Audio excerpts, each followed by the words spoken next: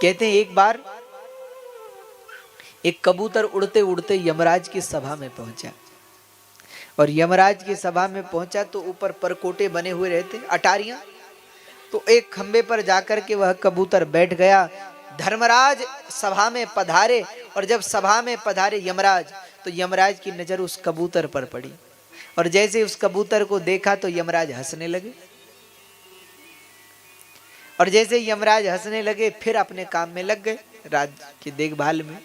अच्छा, कबूतर ने देखा कि हमें देखकर हंसे। कई बार ऐसा होता है, लोग बोलते कुछ नहीं है पर बिना बोले बहुत कुछ कह देते। कबूतर समझ गया कि आज हमारे जीवन का आखिरी दिन है, क्योंकि साक्षात यमराज हमें देख के हंसे, इसका मतलब हम मरने वाले। अब वो तो बड़ा परेशान हो गया, बड़ा दुखी हो गया। रास्ते में उसको गरुड़ जी मिल गए। गरुड़ जी ने कहा, भैया क्या बात है, क्यों परेशान हो? तो कबूतर ने कहा कि महाराज आपको क्या पड़ी है हमारी, आप हम पक्षियों के राजा हैं, पक्षियों के राजा गरुड़ हैं, किंतु आप तो भगवान की सेवा में इतने व्यस्त रहते हैं कि अपनी प्रजा का हालचाल देखभाल कुछ करते ही नहीं। गरुड़ जी बोले, नहीं नहीं भैया बताओ, राजा का प्रथम दायित्व तो प्रजा रक्षण है, तुम बताओ क्या समस्या है। तो कबूतर बोला, आज यमराज हमें देख के हंसे। तो बोले, इसमें बुराई क्या है, हंसे तो ठीक है। बोले, हम समझ गए कि वो हंसी ऐसी थी कि हमें मरना है इसीलिए हंसे होंगे। तो गरुड़ जी ने कहा, चिंता मत करो, हम तुम्हारे प्राण की रक्षा करेंगे, तुम्हें मृत्यु से बचाएंगे। तो क्या किया? बोले, उस कबूतर को अपने पंजों में पकड़ लिया, और पकड़ करके 7 समुद्र पार उड़ करके गरुड़ जी पहुंचे। 7 समुद्र पार एक बड़ी दूर जगह, एक स्थान पर, एक बड़ी सुंदर एक स्थान था, वहां एक गुफा थी। तो गरुड़ जी ने कबूतर से कहा, तुम यहीं रहना, ये इतना दूर है कि यमराज जी को भी पहुंचते पहुंचते महीने लग जाएंगे। अब गरुड़ जी तो वायु वेग से, मन के वेग से चलते हैं। तो गरुड़ जी बोले, यहां पहुंचते पहुंचते यमराज जी को भी महीना भर लग जाएगा, तुम आनंद से रहो, तुम्हारी मृत्यु आज तो होगी नहीं, तुम जाओ।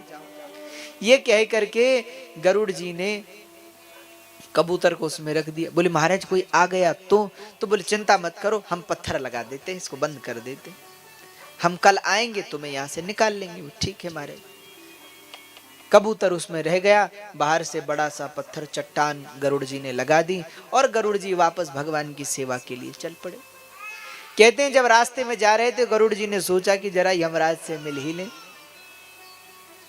यमराज उसको देखकर हंस रहे थे कि उसको मारना है, और हमने उसको बचा लिया, यमराज भी उसका कुछ नहीं बिगाड़ पाएंगे।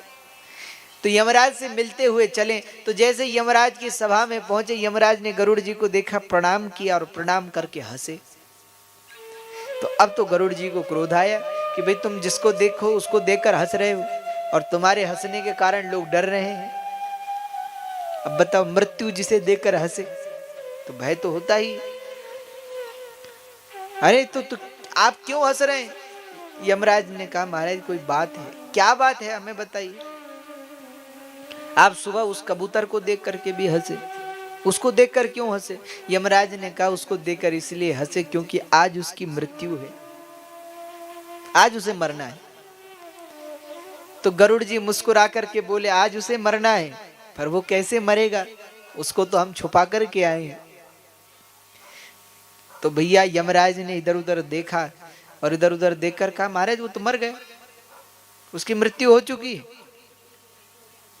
गरुड़ जी ने कहा, मृत्यु हो चुकी, हम तो उसको कहां छिपा करके आए हैं।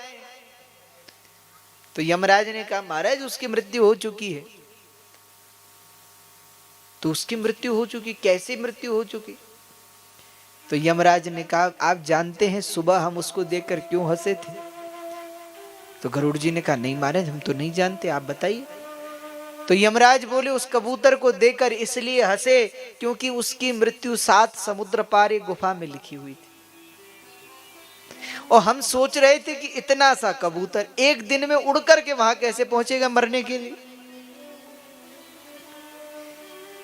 और बोले, हमको देखकर क्यों हंसे? बोले, आपको देखकर इसलिए हंसे क्योंकि आप ही उसे वहां पहुंचा करके आए। पर वो मरा कैसे? हम तो गुफा में रखा है, वहां तो बहुत दूर है। तो यमराज बोले महाराज आपने क्या किया, उस कबूतर को गुफा में बंद कर रखा। हाँ। बोले उसी गुफा में एक बिल्ली भी है। अरे बोले तो कबूतर तो उड़ सकता है। तो बोले वही तो समस्या है, आप दरवाजे पर बड़ी चट्टान लगा करके आए थे और उस बिल्ली का वह कबूतर भोजन बन चुका, उसकी मृत्यु हो चुकी। यमराज ने कहा महाराज मृत्यु तो जीवन का अटल सत्य है, उसे कोई नहीं टाल सकता, वो निश्चित है। जिसकी मृत्यु लिखी है वो तो होगी ही। तो भैया मृत्यु को टाला नहीं जा सकता।